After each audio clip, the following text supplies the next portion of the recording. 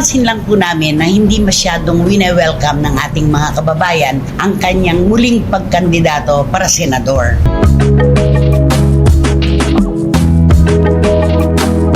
Political butterfly po kung tawagin nila ngayon si Pacman. Ay.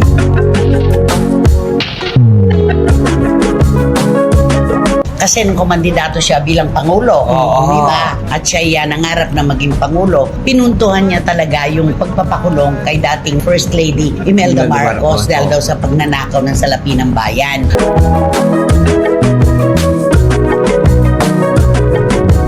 Sino po ba si PBBM? Di po ba't anak nung babaeng sinabi niya noon na ipakukulong niya?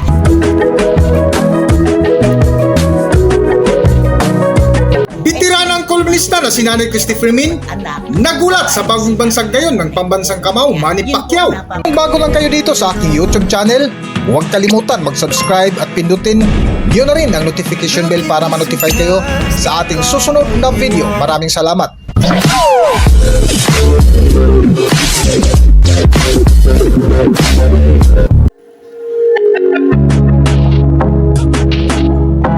Matapos nga sumanib sa kasalukuyang administrasyon at magdeklarang tatakbo bilang senador ang pambansang kamao na si Manny Pacquiao, ay umani agad dito ng iba't ibang reaksyon na tinawag ngayon na political butterfly.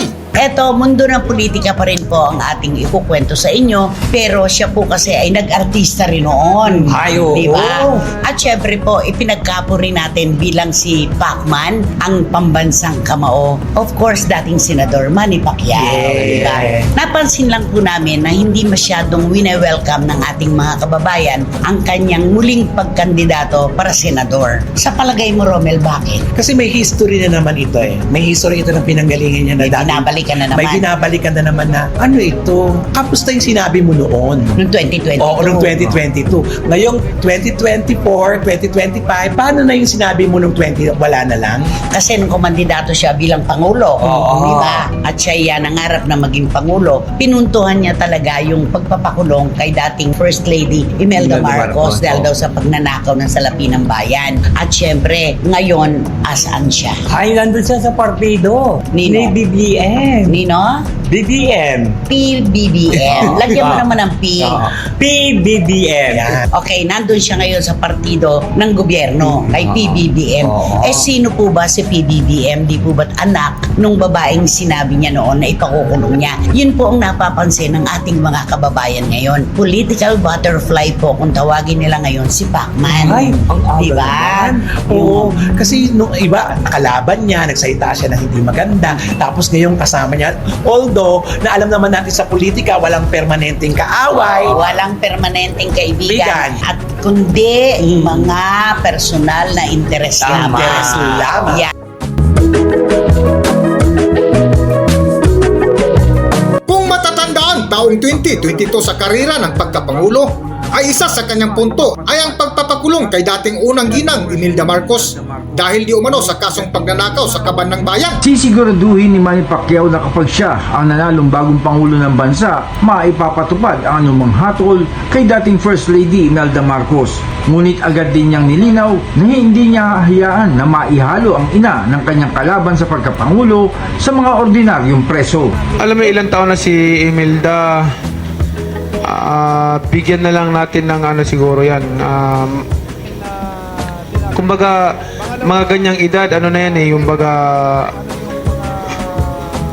parang ano ba, parang precious na sa atin yan na may ganong tao na nakumabot kanyang edad. Eh, bigyan lang natin ng pabor dahil matanda na rin, napakatanda na tao.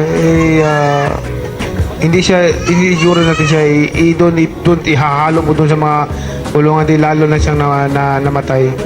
Separate lang siguro siya. Yung mga kayamanan, madali lang naman yan eh. Kailangan lang, hindi pa siguro nakakita ng hindi pa nangyari ng presidente siguro sa Pilipinas na hindi ginagamit yung pride. Walang ka pride. Walang ego ba? Kasi porket presidente ka, hindi ka makipag-usap doon sa ibang bansa para hanapin mo yung mga wealth, mga ano. Lahat yung mga nagnanakaw dyan, yung pera nila ginilabas na dineposito sa ibang bansa, walang lusot yan sa akin kasi hahabulin ko talaga lahat yan. Kay Manny Pacquiao, I'm sure marami naman kong kakilala. Kilala naman din siguro nila ako. Pag pumupunta ako sa ibang bansa, kilala ako. Diba? So yun yung siguro isa sa mga advantage ko na as a international figure, respetuhin yung request natin at pakiusap natin para hanapin, halugugin lahat ng mga, di ba? Di ba? Isipin mo lang ha. O, di advantage na natin yun.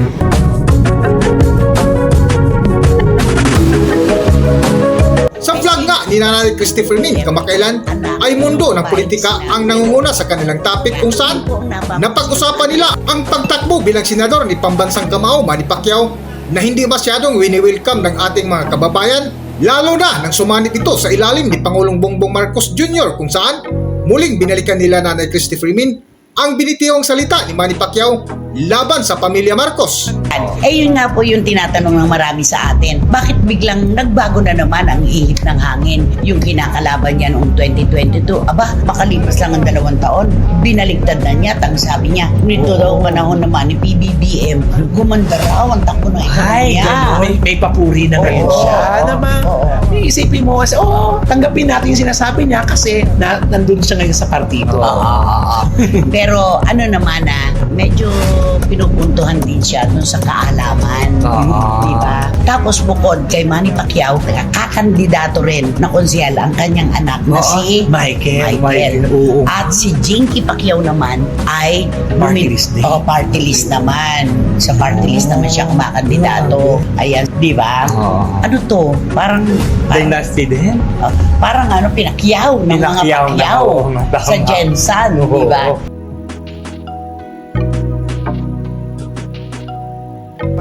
Yun, yung kakayahan kasi, kapasidad ni dating Senador Manny Pacquiao, wala nang question yan pagdating sa boxing. Aba, 8 belts naman. Ay, oo. Ang tinamo niya na talagang isang napakalaking karangalan para sa ating mga Pilipino. Alam mo, pag nagpunta ka ng ibang bansa, pag tinanong ka kung taga saan ka, pag sinabi mo Manila o Philippines, wow, Manny Pacquiao. Iba yun. Ganun. Oo. Kaya talagang isa siya sa mga Pilipino na nagsulat ng pangalan ng ating bansa sa mapa ng mundo. Totoo naman yun. Tama. Pero iba ang mundo ng politika. Hahanapan talaga siya. Oo, wala Diba? talaga siya lang lusot talaga dito eh. Kaya kung balak niya palang magsenador o balak niya naman dati maging presidente, talaga dapat yung pagkatapos ng boxing, nag-aral ng bonggang. Dapat naman talaga nag-aaral. Diba? Nag-enroll. Nag-aaral siya. Nag-enroll. Nag-enroll siya. Lahat naman sila, sinasabi nila nag-aaral sila, di ba? Yun, dapat lang. Para alam nila, di ba, number 1 absentee siya ng Senate? Yan. Nung panahon Oo, nandun siya. oo. Paano yun ngayon? Kung absentee ka na nangunguna, ano ang naipamamahagi mo sa publiko, sa sambayanan? Siguro ngayon makukompleto niya na yung attendance siya kasi hindi na siya lumalaban-laban ngayon. Sa huling topic nga ni Nanay Christopher Min at mga kasama nito na sina Romel Chica at Wendell Alvarez, kung saan napag-usapan nila ang mga kakayahan ng mga politikong tumatakbo para magsilbi sa bayan. Ngunit sa ipinunto nga ng bitiranang kolumnista na si Nanay Christopher Min, ay pinuri nito ang Pambansang Kamao na si Manny Pacquiao pagdating sa lona na walang inuurungan pagdating sa suntukan. Para sa buong kwento, narito ang video.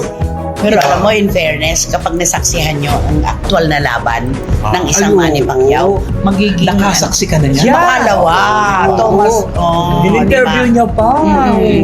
Totoo After yung the sa Las fight ba yun? Vegas, yung kay Marquez, dalawa yun. Ano ba yung pagkain, di ba? Lango-lango sila sa ganyan. Thomas and Max Center yon. Pagkatapos ng laban, magkakasama kami, hindi siya po pwedeng matulog ng 24 oras. So dapat gising Payo ng kayo. mga doktor yon. Kasi di ba nakalog-kalog yung kanyang ulo, katawan niya. Kailangan, kumbaga sa ano yan, yung spring ba, mabalik sa dati. Kaso, si Manny Pacquiao mahilig sa mga kantang nakalulungkot. So lalo kayo maaantok. Di syempre, aantukin na naman siya. Di ba? Kami yung tagagising sa kanya. Ayun. Ganun yun. Pag narinig mo sa kanya yung Dun, dun, dun, dun, dun, dun, dun. Pagpasok niya, Oo. ay naku, talaga kikilabutan ka talaga sa Yan, bawat Manny. tama ng kanyang kamao. At saka alam mo, isa sa mga nagpamahal sa kanya, sa publiko, yung pagdarasal niya Ay, doon sa kanyang ano, di ba? sa ring. Oo, Oo, yung mga Kasi may ibang boxer, basta gitna na lang ng gitna, di ba? Oo. Yung iba, nagsasign of the cross lang. Oo. ganun. Pero siya talaga, pupunta siya doon sa gilid. Oo. Tapos magdarasal siya talaga. Yun yun. Oo. At saka in fairness, hindi siya mayabang.